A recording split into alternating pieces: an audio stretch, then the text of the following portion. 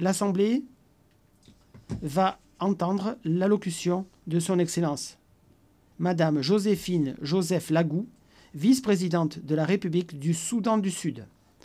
Je prie le protocole de bien vouloir accompagner Son Excellence, que j'invite à prendre la parole devant l'Assemblée.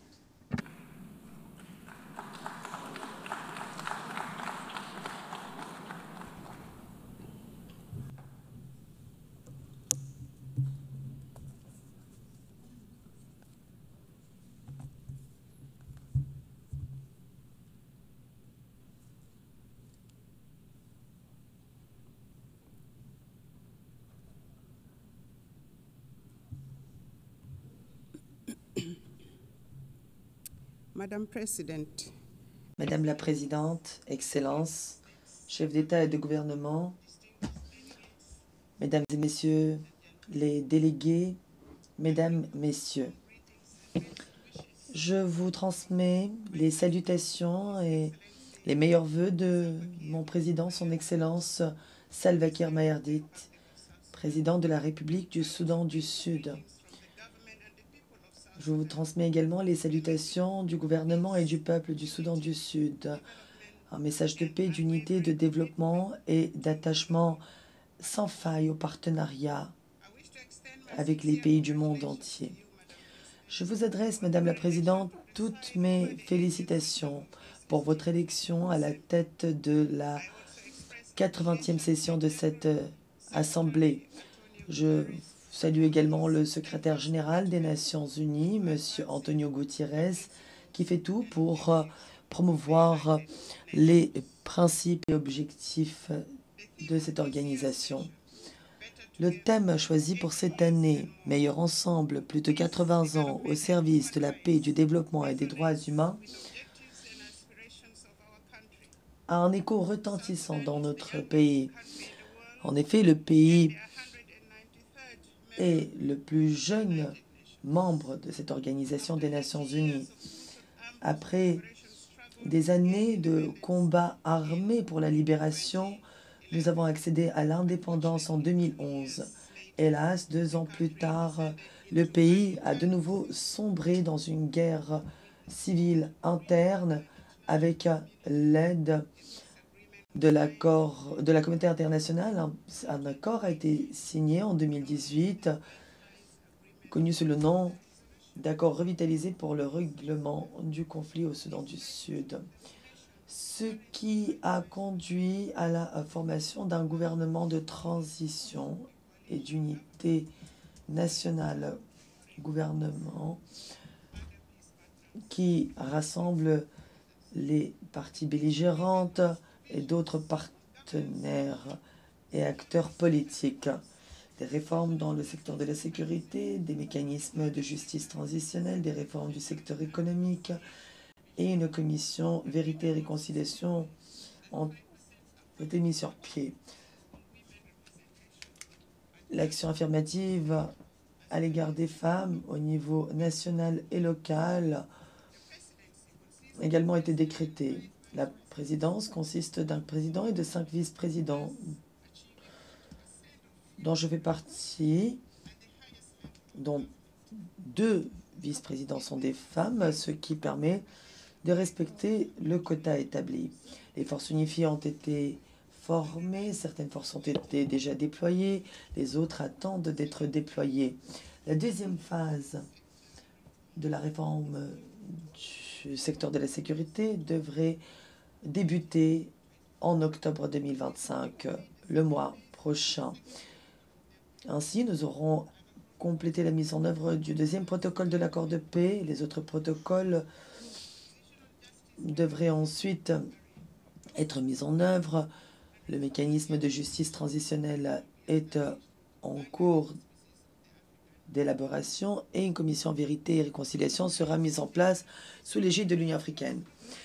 Bien que la mise en œuvre de l'accord soit plus lente que nous ne l'aurions souhaité en raison de contraintes financières, certains membres de la communauté internationale contribuent néanmoins à cette mise en œuvre en nature.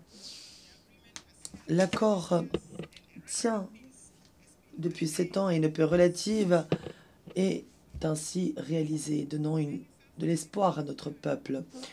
Nombreux sont ceux qui sont rentrés alors qu'ils étaient installés dans des pays voisins. Des membres de la diaspora également reviennent pour reconstruire une vie dans le pays. Nous préparons à présent des élections générales qui sont prévues en décembre 2026. Jusqu'à récemment, la cessation permanente des hostilités était respectée et une paix relative était assurée dans l'ensemble du pays.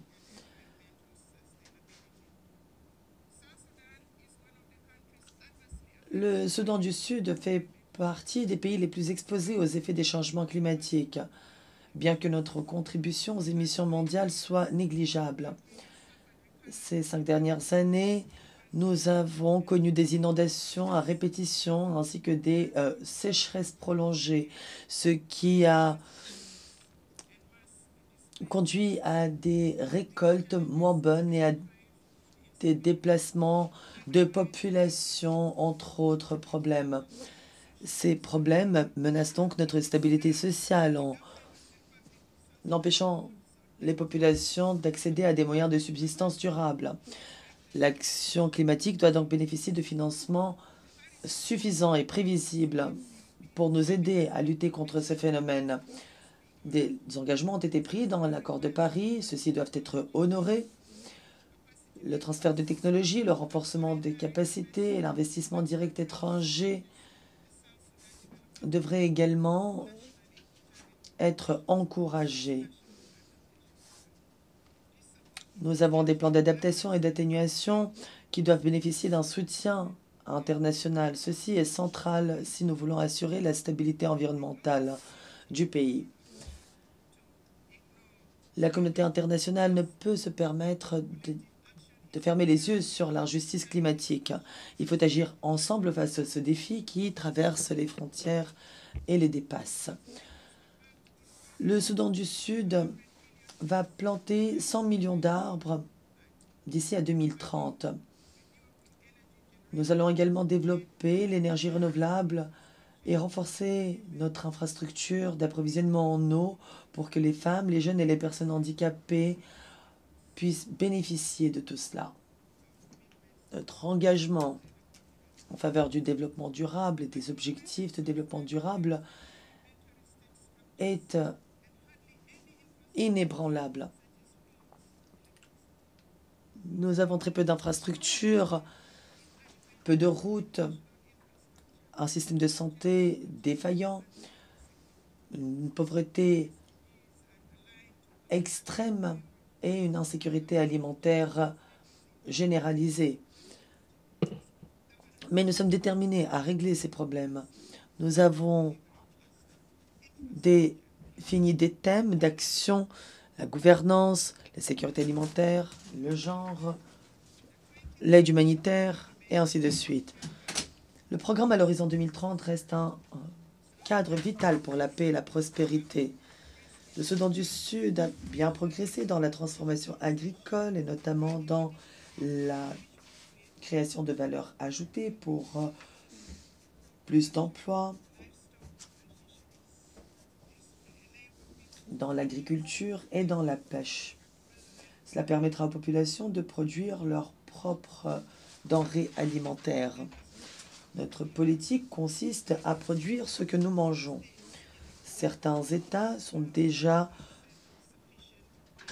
autonomes en matière de production alimentaire, ce qui contribue à la réduction du taux de pauvreté et à la réalisation des ODD 1 et 2.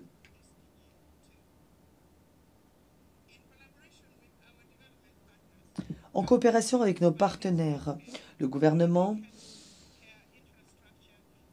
fournit des services de santé primaires, développe l'infrastructure de santé, améliore les soins de santé maternelle et infantile, sensibilise à des maladies transmissibles et vaccine contre des maladies comme le choléra et d'autres maladies transmissibles. L'accès à l'eau potable et à l'assainissement s'améliore. Dans le cadre du nouveau programme de transformation du secteur de la santé, nous visons à atteindre la couverture sanitaire universelle dans l'ensemble du pays. La pandémie qu'a connue le monde récemment a démontré à quel point il était urgent de renforcer les systèmes de santé et de garantir un accès équitable aux vaccins. Le Soudan du Sud a toujours défendu un cadre sanitaire mondial accordant la priorité à la préparation aux pandémies. Pour nous, la santé est un droit humain universel. Dans sa dernière allocution au Parlement au mois de juin 2025, son Excellence le président Salva Kiir Mayardit avait également déclaré que l'éducation était une priorité absolue pour le gouvernement. Aujourd'hui, le taux de scolarisation dans l'enseignement primaire et secondaire s'est fortement amélioré. De nombreux jeunes espèrent aller à l'université. Nous sommes passés de 300 000 à 2,1 millions d'enfants scolarisés à l'école primaire. C'est un progrès remarquable pour nous. Nous mettons également l'accent sur la formation des enseignants pour améliorer les qualités de l'éducation. Mais malgré ces efforts, 2,8 millions d'enfants sont toujours déscolarisés. Le Soudan du Sud s'efforce d'améliorer le taux de scolarisation des filles. Nous investissons dans la formation professionnelle pour les femmes et les jeunes. Nous remercions d'ailleurs tous les pays qui ont offert des bourses à nos jeunes pour qu'ils puissent se rendre dans leur pays et y étudier.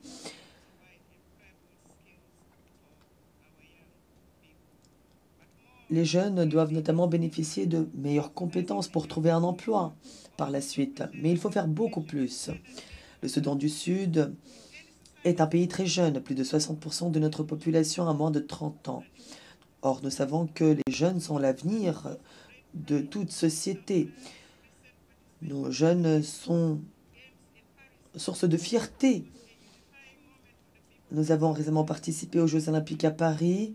C'était un moment très important pour le Soudan du Sud et l'Afrique. Les athlètes sud-soudanais ont fait preuve de talent, de discipline, de résilience. Ils ont incarné l'esprit de notre nation et notre détermination à nous élever. Le sport aujourd'hui est une source d'unité et d'espoir. Le sport rassemble les communautés. Notre équipe de basket s'est d'ailleurs distinguée en se classant meilleure équipe du continent africain lors de ces Jeux olympiques. Depuis notre indépendance et conformément à la constitution de transition adoptée en 2011, qui a ensuite depuis été amendée, nous avons pris d'importantes mesures pour que l'égalité entre les sexes soit aujourd'hui omniprésente dans notre programme de développement et de gouvernance. Le Soudan du Sud a en effet déclaré que les femmes devaient participer à hauteur de 35% dans la vie publique à tous les niveaux de gouvernement. Outre les 2 vice-présidentes dont je fais partie, le cabinet comprend 30% de femmes. La présidente de l'Assemblée nationale est également une femme. Nous avons adopté un certain nombre de politiques nationales pour promouvoir le droit de la femme, les droits de la femme. Et nous œuvrons à l'harmonisation des lois pour les rendre conformes à nos engagements internationaux. Nous luttons contre la violence fondée sur le genre en adoptant de nouvelles législations en la matière. Nous avons créé une cour spéciale pour traiter de ces questions. Nous avons également intégré le genre dans notre plan d'adaptation nationale et nos contributions déterminées à l'échelle nationale en matière de lutte contre le changement climatique. Et nous faisons tout pour donner aux femmes les moyens d'agir en améliorant leur accès aux droits fonciers, au crédit, pour qu'elles deviennent entrepreneuses.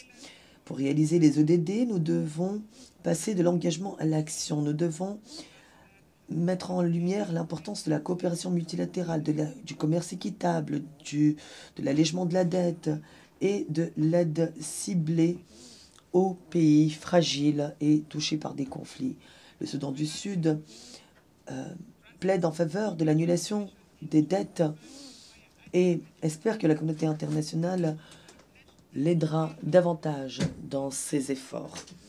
Transformer ces aspirations en résultats concrets nécessite en effet des financements C'est du concret. Les pays développés devraient augmenter leur contribution à l'IDA, l'Association internationale pour le développement, qui joue un rôle central pour protéger les populations vulnérables, pour réduire la pauvreté, financer le développement durable dans les États fragiles. Nous appuyons la réforme du système financier international pour que les États en développement soient mieux représentés et pour que les mécanismes de financement soient plus compatibles avec les objectifs et priorités de développement des pays en développement. Nous pouvons bâtir ensemble un système financier plus juste et plus inclusif. Comme je l'ai dit, il y a certes eu des retards dans la mise en œuvre de l'accord de paix revitalisé, mais le gouvernement fait preuve de volonté politique. Il est déterminé à accélérer sa mise en œuvre en déployant notamment les forces unifiées, en adoptant des législations électorales et en lançant des campagnes d'éducation civique. Le président Salva Kiir a annoncé à plusieurs reprises qu'il ferait tout pour que le pays ne replonge pas dans la guerre. C'est le thème central de notre engagement, car ce que nous souhaitons, in fine, c'est rétablir la paix et la stabilité dans le pays. Nous réaffirmons notre aspiration à la paix et à la sécurité dans le monde. La paix et la stabilité demeurent une priorité absolue pour nous. Depuis la signature de l'accord revitalisé en 2018, notre gouvernement s'efforce de consolider la paix en mettant en œuvre l'accord de paix, en essayant d'améliorer le système de gouvernance et en poursuivant la réforme du secteur de la sécurité. En outre, le gouvernement s'efforce de promouvoir des initiatives de paix au niveau local. La société civile, les groupes de femmes, les groupes de jeunes et les groupes confessionnels participent tous activement aux activités de consolidation de la paix, avec l'aide de la MINUS, Mission des Nations Unies au Soudan du Sud, entre autres partenaires. La réforme du secteur de la sécurité avance bien. Pendant sa première phase de cette réforme, nous avons formé une partie des forces unifiées qui ont ensuite été déployées. La deuxième phase est en cours. Au niveau de l'État, le gouvernement prend des initiatives de désarmement des civils pour renforcer la sécurité. L'objectif est d'avoir une armée nationale unique sous le commandement d'un seul chef.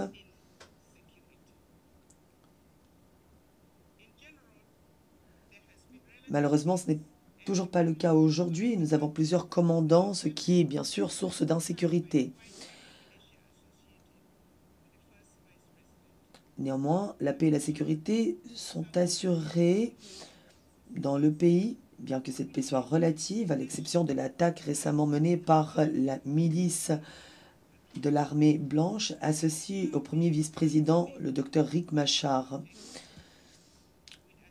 L'attaque a eu lieu à Nassir. Elle a conduit à la détention de Riek Machar et de ses co-accusés. Cette affaire est maintenant entre les mains de la justice. Nous veillerons à ce que le docteur Riek Machar bénéficie d'un procès juste et équitable. Toutes les procédures légales seront respectées. Son arrestation n'a pas de motivation politique. Elle ne met pas en péril le processus de paix ni l'ordre constitutionnel dans le pays. Malgré ses poursuites judiciaires, le docteur Machar et ses autres co-accusés se présenteront à la Cour comme le veulent les procédures légales. Leurs droits seront respectés, tout comme leur accès à une équipe de défense au tribunal. Le Soudan du Sud reste ouvert au dialogue avec les groupes qui n'ont pas encore signé l'accord de paix. Nous envisageons la reprise de l'initiative de paix de Toumaïni et nous nous félicitons des initiatives menées par nos partenaires régionaux pour faciliter ce processus. Nous demandons aux communautés régionales et internationales d'exhorter ces groupes à renoncer à la violence armée et à participer au dialogue politique. Nous appelons également la communauté internationale à continuer d'appuyer nos efforts de paix et notre processus démocratique en fournissant une assistance technique et des initiatives de renforcement des capacités. La consolidation de la paix au Soudan du Sud est vitale pour la stabilité de toute la région de la Corne de l'Afrique, des Grands Lacs et au-delà. Depuis notre dernière allocution devant l'Assemblée générale, le Soudan du Sud a lancé un véritable projet de transformation. Nous avons lancé un plan de développement qui s'étend sur la période 2026-2036, dont l'objectif est de diversifier notre économie, de renforcer nos institutions, de réduire notre dépendance vis-à-vis des exportations pétrolières, entre autres. Ce plan repose sur les principes de transparence, d'inclusion et de résilience. C'est ainsi que nous entendons mener les réformes nécessaires dans notre pays en matière de gestion des finances publiques et de prestation des services. Nous avons lancé des audits indépendants, renforcé le contrôle des marchés publics et avons engagé des réformes budgétaires comme le stipule l'accord de paix revitalisé. Nous sommes déterminés à favoriser une culture de l'intégrité, de la responsabilité et de la bonne gouvernance. Et comme je l'ai dit, nous souhaitons devenir moins tributaires des exportations pétrolières pour que l'économie soit plus durable, plus verte. Nous investissons dans notre terre. Une nouvelle initiative bénéficiant aux petites et moyennes entreprises dans l'agriculture permet maintenant aux agriculteurs et aux acteurs de l'agroalimentaire de disposer d'outils utiles pour développer leurs entreprises. Ils peuvent également accéder à plus de marchés et à des formations. Nous avons investi dans l'irrigation, dans la distribution des engrais, dans les technologies post-récolte et dans le renforcement de la productivité et de la sécurité alimentaire. Nous avons créé des structures gouvernementales au niveau national et étatique, ainsi que des commissions constitutionnelles. L'éducation civique progresse également. Et le Conseil des partis politiques a été créé, a commencé à enregistrer les partis qui souhaitent participer aux élections. Il y a donc beaucoup d'évolutions positives. Par conséquent, le Soudan du Sud appelle à la levée des sanctions ciblées individuelles et à la levée de l'embargo sur les armes qui visent mon pays. D'après l'accord de paix, la période de transition doit se terminer lors de la tenue des élections générales prévues actuellement pour décembre 2026. Ceci permettra aux Sud-Soudanais d'élire démocratiquement leurs dirigeants pour la première fois de l'histoire du pays. Son Excellence le président Salva Kiir Mayardit a réaffirmé la volonté du gouvernement de permettre le bon déroulement des élections de manière à ce qu'elles soient crédibles, inclusives et pacifiques. La création des institutions électorales, et notamment de la Commission électorale nationale et du Conseil des partis politiques,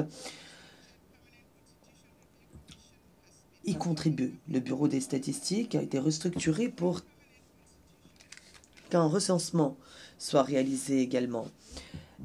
La commission d'examen de la Constitution a été restructurée et travaille activement à la rédaction d'une nouvelle constitution permanente qui devrait être prête avant les élections. Des groupes de la société civile participent également au processus. Ils sont associés notamment des femmes et des jeunes. Le Soudan du Sud est déterminé à promouvoir également la protection des droits humains. Nous renforçons les institutions nationales. Nous avons mis en place des initiatives d'autonomisation des femmes et des jeunes. Et nous avons pris des mesures pour intégrer l'égalité entre les sexes dans notre programme de développement et de gouvernance. Nous n'oublions pas non plus les personnes handicapées. La société civile participe activement à la promotion des droits humains et à l'éducation civique, car nous pensons que le dialogue, pour être constructif, doit associer toutes les composantes de la société. C'est la meilleure façon de bâtir des institutions résilientes et justes. Madame la Présidente, le Soudan du Sud et le Soudan partagent des liens économiques et historiques très forts, ainsi que la frontière la plus longue de la région. Le pétrole exporté par le Soudan du Sud passe par le Soudan. Par conséquent, l'évolution de la situation au Soudan nous touche et nous concerne directement. Depuis le début du conflit au Soudan en 2023, nous avons accueilli des réfugiés soudanais et des personnes déplacées en partenariat avec les agences d'aide internationales. Nous fournissons de l'aide humanitaire et avons même donné des parcelles de terre aux réfugiés pour qu'ils puissent cultiver et produire leurs denrées alimentaires, leur donnant ainsi la chance de s'intégrer dans les communautés locales. Mais l'accord de paix de 2005 n'est pas encore complètement mis en œuvre. Il y a par exemple la question de la délimitation des frontières et du statut final d'Abyei, y compris le statut des communautés Ngon-Kdinka d'Abyei, qui attend d'être réglé. Nous sommes déterminés, évidemment, à travailler main dans la main avec le gouvernement du Soudan pour régler ces questions à l'amiable. La composition actuelle du Conseil de sécurité ne reflète pas les réalités du monde d'aujourd'hui. C'est la raison pour laquelle le Soudan du Sud soutient l'appel à l'élargissement du Conseil de sécurité dans sa catégorie de membres permanents pour y associer les pays africains. Nous sommes également favorables à la levée des sanctions qui visent de nombreux pays, dont le nôtre. Lors de son indépendance, le Soudan du Sud a hérité de structures étatiques rudimentaires et d'infrastructures défaillantes.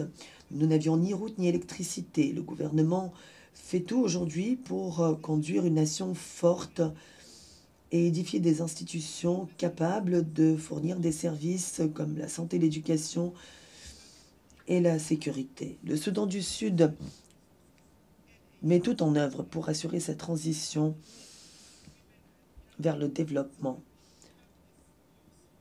Ce que nous demandons aujourd'hui à la communauté internationale, c'est de continuer à appuyer le Soudan du Sud, car notre pays est doté d'un potentiel immense, de ressources naturelles abondantes et d'une population jeune, autant d'atouts dont il faut tirer parti. Nous donnons activement aux femmes et aux jeunes de nouvelles chances pour qu'ils puissent participer pleinement au développement de notre société. L'ONU a été créée avec la conviction que l'humanité est plus forte ensemble. Le thème choisi pour cette année, Meilleur ensemble, rappelle notre responsabilité commune. Malgré les difficultés que nous rencontrons, grâce à la résilience de notre peuple sous la houlette de son Excellence le président Salva Kiir Mayardit, nous restons déterminés à faire preuve de solidarité, à nouer des partenariats afin de bâtir un monde plus prospère, plus sûr et plus équitable pour nous tous.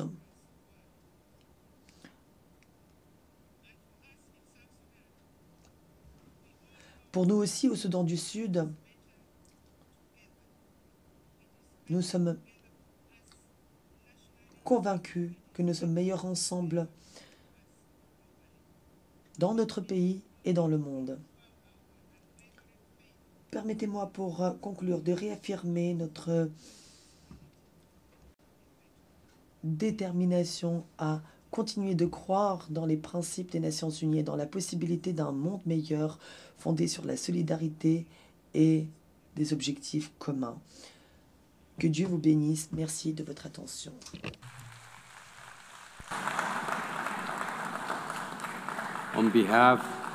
Au nom de l'Assemblée générale, je tiens à remercier la vice-présidente de la République du Soudan du Sud.